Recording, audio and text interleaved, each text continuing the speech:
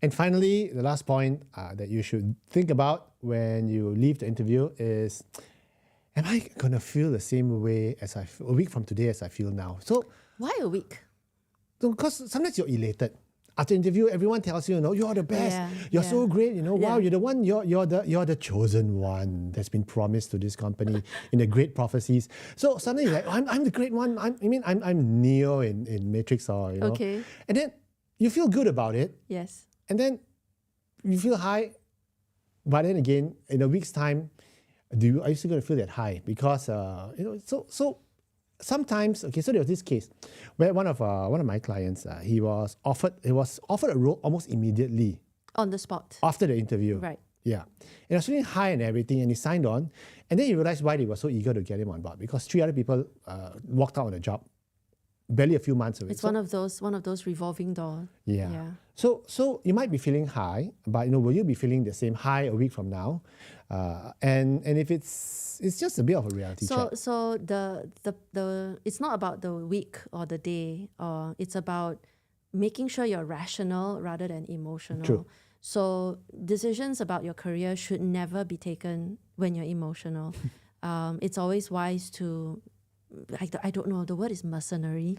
I'd like for you to list down all of the elements that are in the job scope, figure out whether or not those elements make sense, those elements are aligned, and if all the signs point to the good, there's a meter. If it's neutral positive, so try not to let your emotions get in the way, because sometimes a lot of these offers is just an ego boost. Yes, correct. And you accept it because the title is fancy, and the people are throwing a lot of benefits at you. A lot of love. But a lot of organizations throw money at candidates because those jobs are really tough.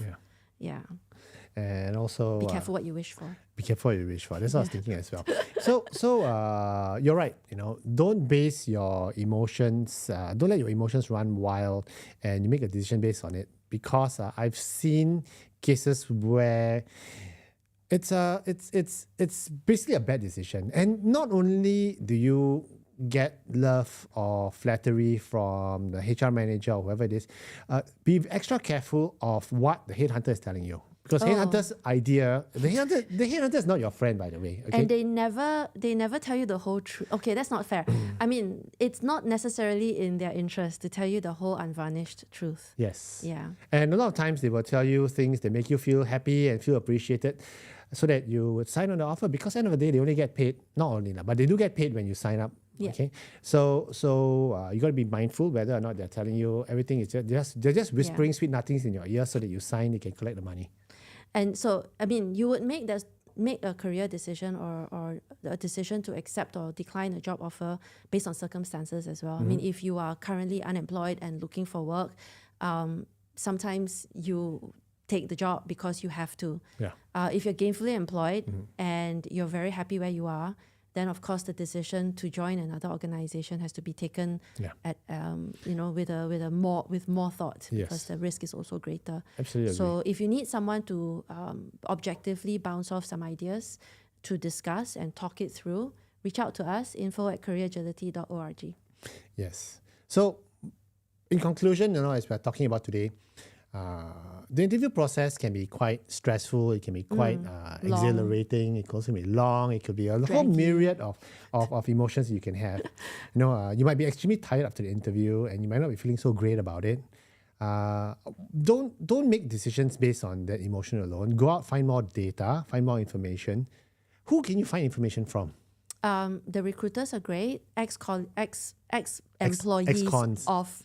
Ex-employees of the organization you have been interviewing with, your own network and your mentors. Of course, if you don't know anyone, reach out to us. Yeah, reach out to us.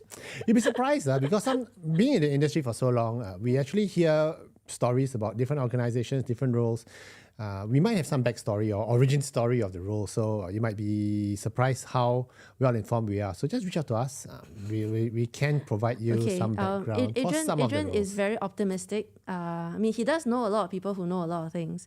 And we've been doing this for a while. So, but I don't want to overpromise. I don't want to overpromise. But again, you never know. So reach out to us. We have, we can help.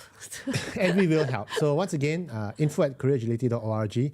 And as we come to the end of the session, once again, it's going to be a fantastic weekend, and I hope that you guys will be able to enjoy your time with your family. And if you're in the middle of the interview process, bear with it. It can be very long. It can be very painful. It's a grind, but just look at the bright side of things.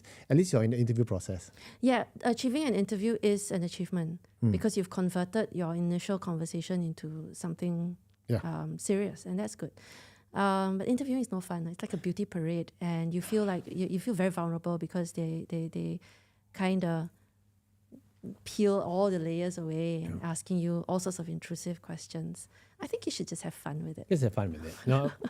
What's the worst could happen? You get a job.